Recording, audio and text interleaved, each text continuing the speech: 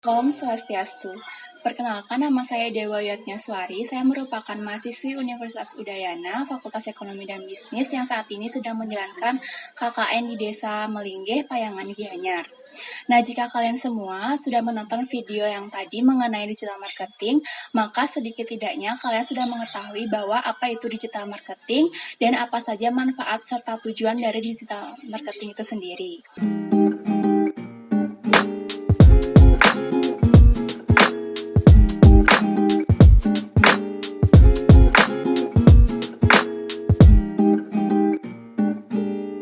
Baik, pada kesempatan kali ini saya akan menjelaskan mengenai implementasi digital marketing di dunia bisnis. Nah, sebenarnya jika kita ketahui bersama, sangat banyak media platform yang digunakan dalam dunia bisnis untuk menjalankan promosinya. Nah, seperti yang kita ketahui bahwa platform itu merupakan suatu wadah atau media yang dimanfaatkan untuk menjalankan sebuah software dalam menjalankan bisnis pada suatu usaha digital. Nah, seperti yang kita ketahui bahwa saat ini banyak sekali jenis-jenis platform yang berkembang, seperti contohnya yaitu misalnya melalui akun Instagram, Facebook, ataupun website, dan juga ada aplikasi yang digunakan dan dirancang sedemikian rupa untuk digunakan sebagai media promosi seperti misalnya Shopee, Tokopedia, dan banyak lainnya. Jika kita ketahui bersama bahwa salah satu media platform yang bisnis pada saat ini yang terkenal yang sering digunakan adalah Instagram, di mana fakta yang bisa kita ketahui sehari-hari bahwa rata-rata para pembeli ataupun konsumen akan lebih sering mengecek sosial media dari sebuah brand ataupun sebuah produk yang akan mereka cari dan yang ingin mereka beli.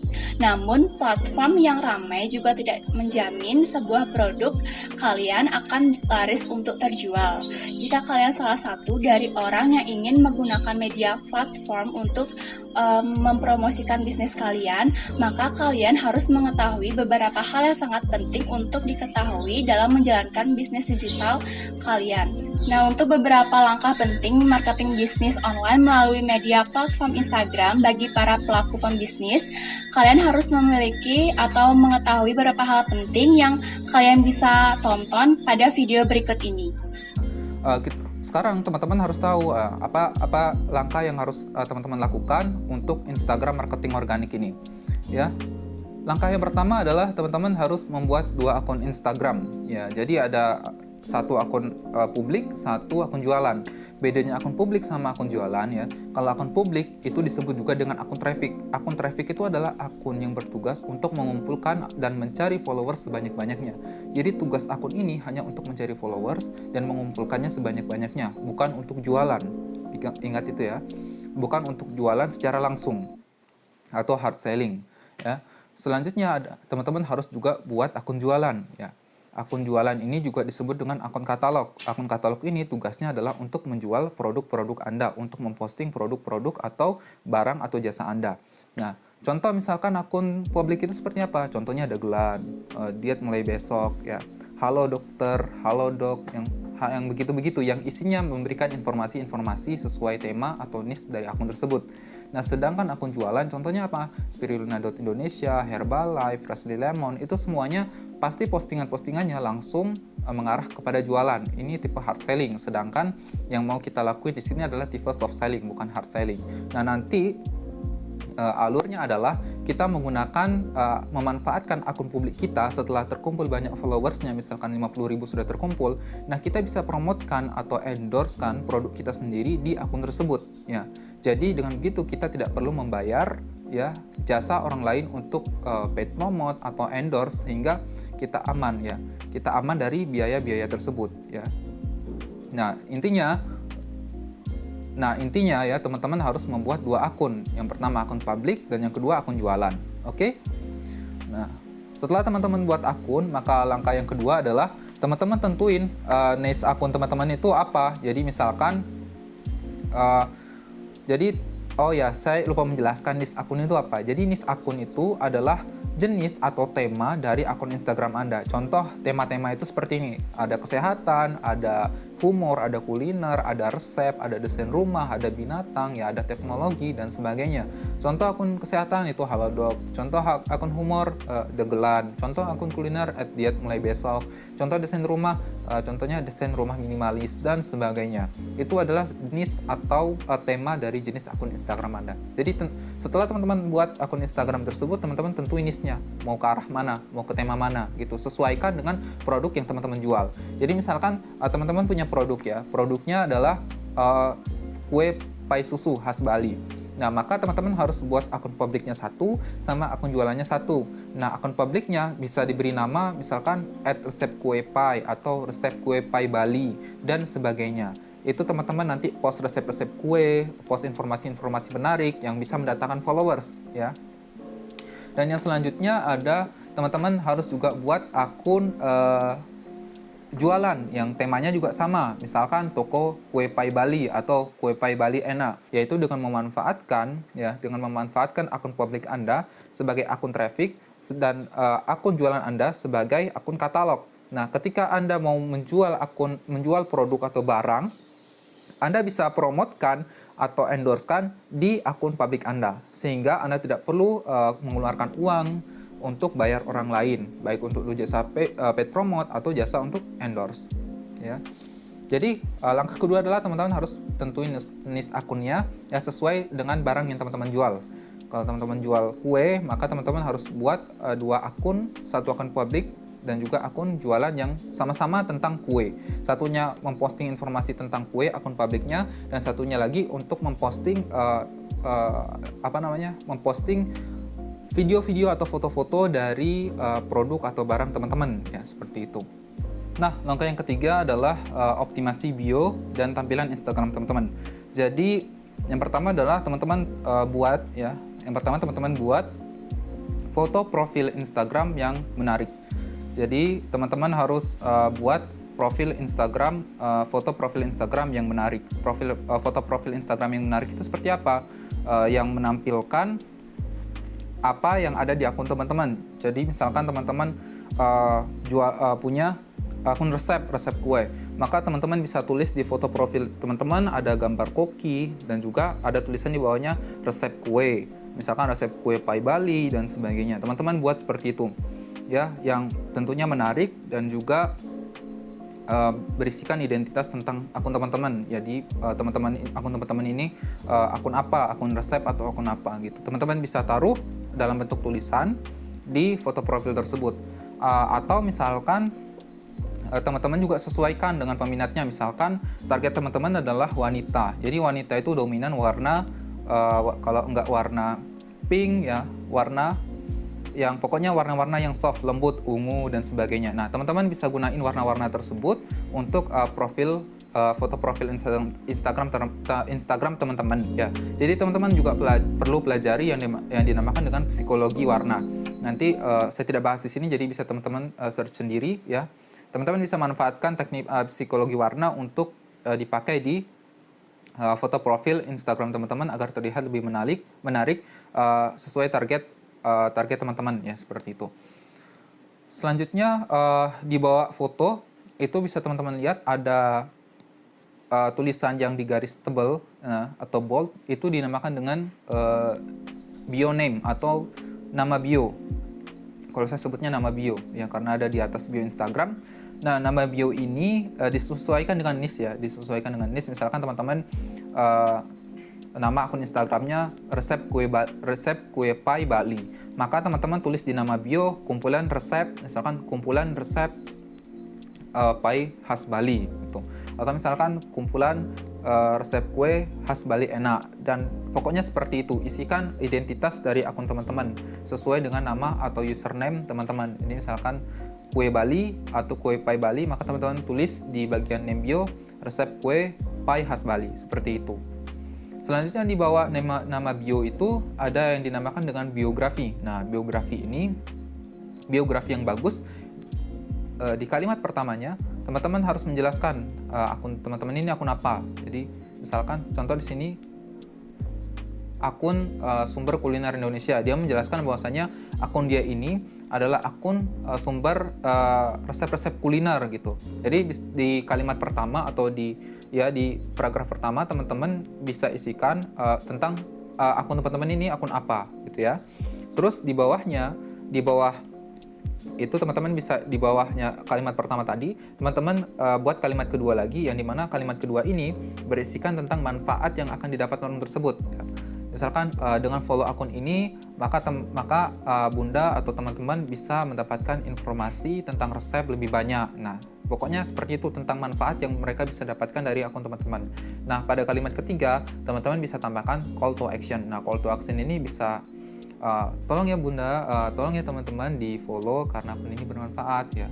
Call to action itu adalah aksi, maksudnya tindakan untuk menyuruh seseorang untuk melakukan sesuatu. Misalkan untuk follow, teman-teman bisa suruh follow akun ini, follow ini ya, kayak gitu pokoknya. Jadi susunan biografi yang bagus itu yang pertama adalah kalimat pertama menjelaskan akun Anda ini akun apa. Terus yang kedua adalah kalimat kedua adalah menjelaskan tentang manfaat apa yang akan mereka dapat ketika mereka memfollow akun teman-teman gitu. Sedangkan kalimat yang ketiga itu bisa berisikan dengan call to action, suruhan untuk mereka follow akun teman-teman ya, seperti itu. Nah, itu adalah untuk optimasi bio dan juga tampilan. Nah, langkah yang keempat adalah optimasi konten ya. Ingat teman-teman, dalam Instagram marketing organik yang paling penting di antara keseluruhannya adalah konten. Jadi seberapa bagusnya teknik teman-teman, tapi kalau kontennya jelek ya tetap akan jelek ya. Perkembangan akun teman-teman akan tetap jelek. Seberapa bagus teman-teman membuat tampilan bio teman-teman ya, membuat biografi teman-teman, kalau kontennya jelek tetap akan mempengaruhi akun teman-teman. Akun teman-teman akan jelek dalam perkembangannya, susah untuk naik followersnya. Nah, jadi untuk itu dalam Instagram marketing organik teman-teman sangat perlu mengoptimasi konten ya. Jadi alurnya seperti ini, teman-teman punya konten bagus, yang dimana konten bagus ini berpotensi untuk viral ya. Kalau konten teman-teman ini viral, maka Instagram secara otomatis akan merekomendasikan post teman-teman atau foto atau video teman-teman ke orang banyak yang bukan followers ya. Akibatnya postingan ditonton atau dilihat oleh banyak orang yang bukan followers teman-teman. Nah, ketika mereka melihat konten itu bagus, kontennya kok bagus ya, kontennya kok menarik ya, maka mereka berpotensi untuk mengunjungi akun Instagram kita yang dinamakan dengan profile visit ya. Semakin banyak profile visit, maka semakin banyak kemungkinan mereka untuk follow akun Instagram kita. Nah, ketika mereka sudah kunjungi akun Instagram kita, melihat akun Instagram kita, kalau konten-kontennya rapi, konten-kontennya bagus ya, terus tampilan Instagramnya, tampilan foto profilnya bagus, biografinya juga bagus, maka mereka pasti akan follow sendiri ya. Mereka pasti akan follow sendiri ya, karena mereka melihat konten kita bagus ya, konten kita rapi. Nah, itulah alasan saya kenapa saya menyuruh teman-teman itu ya untuk mengoptimasi terlebih dahulu tampilan foto profil dan juga biografi Instagram teman-teman. Itu fungsinya agar bisa menarik orang-orang yang mengunjungi profil Instagram kita agar mereka tertarik untuk klik follow ya, seperti itu. Ya, pertanyaannya adalah konten bagus itu konten seperti apa? Jadi konten bagus itu hanya dua jenis. Satu, konten yang menghibur. Kedua, konten yang edukatif. Itu aja, nggak ada konten lain yang bisa berpotensi bagus. Jadi konten informatif itu contohnya apa? Konten yang memberikan informasi-informasi, misalkan tips kesehatan, ya, resep, ya, terus tips-tips, ya, tutorial-tutorial, itu semuanya edukatif sifatnya. Sedangkan konten yang kedua adalah konten yang interesting, yang menarik gitu. Yang menarik itu seperti apa? Contoh humor, ya, dagelan itu contoh-contoh yang misalkan lagi selebgram, itu konten-konten yang interesting, yang menarik untuk dilihat dan menarik untuk ditonton, seperti itu. Nah, beginilah alurnya. Maka dari itu saya bilang konten adalah raja. Konten inilah yang akan membawa seseorang untuk mengunjungi profil visit kita, sedangkan ketika mereka mengunjungi profil visit kita, yang menentukan mereka follow atau tidak adalah yang pertama tampilan foto profil, biografi, dan kerapian konten teman-teman, ya. Apakah konten teman-teman itu menarik untuk ditonton? Apakah konten tersebut atau konten teman-teman itu bersifat edukatif bagi mereka? Ya. Nah, Ini adalah salah satu postingan yang pernah viral ya, salah satu postingan saya yang viral di akun yang 55.000 itu.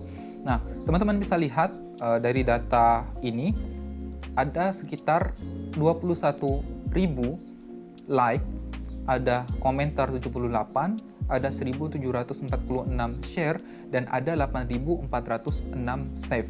Ketika seseorang banyak men-save postingan teman-teman, itu berarti postingan teman-teman adalah postingan yang bermanfaat bagi mereka. Sehingga mereka membutuhkan postingan itu untuk dibaca nanti, makanya mereka save.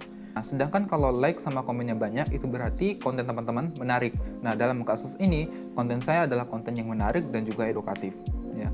Teman-teman harus banyak-banyak belajar untuk membuat konten-konten seperti ini, ya, karena memang butuh waktu dan butuh pengalaman dan butuh jam terbang yang cukup banyak, ya. Kemudian kita bisa lihat di bawahnya ada kunjungan profil, ya. Ini yang saya bilang kunjungan profil atau profil visit, ya. Seberapa banyak orang itu mengunjungi akun kita dalam satu postingan. Nah, dalam postingan ini ada sebanyak 2.000 orang yang mengunjungi akun saya hanya gara-gara satu video ini, ya.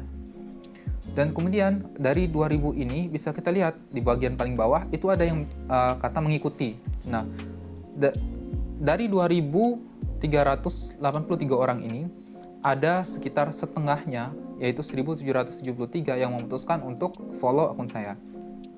Itu karena dia lihat tampilan akun Instagram saya bagus dan juga konten-kontennya menarik dan edukatif. Makanya mereka memutuskan untuk follow. Ya, jadi bayangkan teman-teman sehari post satu konten, terus konten ini viral, dan viral tersebut membawa 1.000 followers dalam satu hari. Misalkan 1.000 dalam 30 hari, teman-teman bisa sudah langsung mencapai 30.000 followers. Sebenarnya sangat mudah, asal teman-teman bisa tahu konten yang bagus itu seperti apa, yang menarik itu seperti apa. Saya tidak akan bahas mengenai cara pembuatan konten yang bagus dan yang menarik di sini, ya, karena ini hanya teknik-teknik dasarnya saja, ya. Pokoknya teman-teman cukup sekedar tahu. Kalau teman-teman mau lebih tahu lanjut lagi, teman-teman harus ikut Instagram yang advance, ikut kelas Instagram yang advance, yang memang meneliti sampai dalam gitu ya. Baru teman-teman bisa tahu alurnya seperti apa dan cara buatnya seperti apa. Nah, teman-teman bisa lihat lagi ada jangkauan, ya. Jangkauan ini adalah berapa banyak orang yang melihat postingan tersebut. Dalam hal ini, ada 550.406 akun yang melihat postingan saya. Ya, jadi hanya bermodalkan optimasi-optimasi sederhana, ya, akun teman-teman itu bisa mencapai ratusan ribu orang yang melihatnya, padahal follower teman-teman itu masih puluhan ribu. Ya, ini hanya memanfaatkan pertama adalah konten, dan yang kedua optimasi yang baik. Ya. Ini ada 550.000 akun yang kena video saya, ya, karena Instagram sudah merekomendasikan video saya karena video saya menarik dan juga edukatif. Intinya teman-teman harus buat konten-konten yang edukatif atau menarik sehingga konten tersebut berpotensi untuk viral. Ya, ketika viral itu mengundang orang-orang untuk mengunjungi profil visit. Ketika mereka mengunjungi profil visit, mereka hanya punya waktu 3 detik untuk memutuskan mereka klik follow atau tidak. Jadi usahakan dalam waktu 3 detik itu mereka terkesan dengan akun Anda, perbaiki tampilannya, dan perbaiki biografinya, maka itu meningkatkan konversi profil visit menjadi konversi untuk follow akun teman-teman. Kita lanjut ke langkah berikutnya. Setelah optimasi konten, maka yang selanjutnya adalah optimasi caption. Caption juga penting, ya, dimana caption ini ada empat bagian. Yang pertama headline, ya. Headline ini adalah bagian pembuka. Di bagian atas teman-teman bisa isikan 100 karakter, ya. Karena kalau sudah lebih dari 100 karakter, itu pasti akan di belakangnya ada titik gitu ya. Karena memang Instagram hanya membatasi sampai 100 karakter. Ya, usahakan buat headline yang memancing orang-orang itu membuka konten teman-teman atau membuka captionnya lebih lanjut. Ya, teman-teman, untuk membuat headline ini saya tidak ajarkan di sini karena ini adalah teknik, juga memerlukan teknik namanya copywriting. Ya, itu tidak akan saya ajarkan di sini, itu beda ilmu lagi. Ya, tapi keduanya saling berhubungan satu sama lain. Teman-teman untuk ini harus belajar banyak juga dari berbagai bidang, ya, berbagai bidang. Jadi teman-teman harus pandai-pandai membuat kalimat yang memancing orang untuk mengunjungi akun teman-teman, untuk melihat atau menonton konten teman-teman sampai habis. Ya. Kemudian ada interest, ya. Interest ini adalah kalimat penjelas, ya. Teman-teman bisa isikan penjelasan dari dari foto atau video yang teman-teman posting ya, buat semenarik mungkin.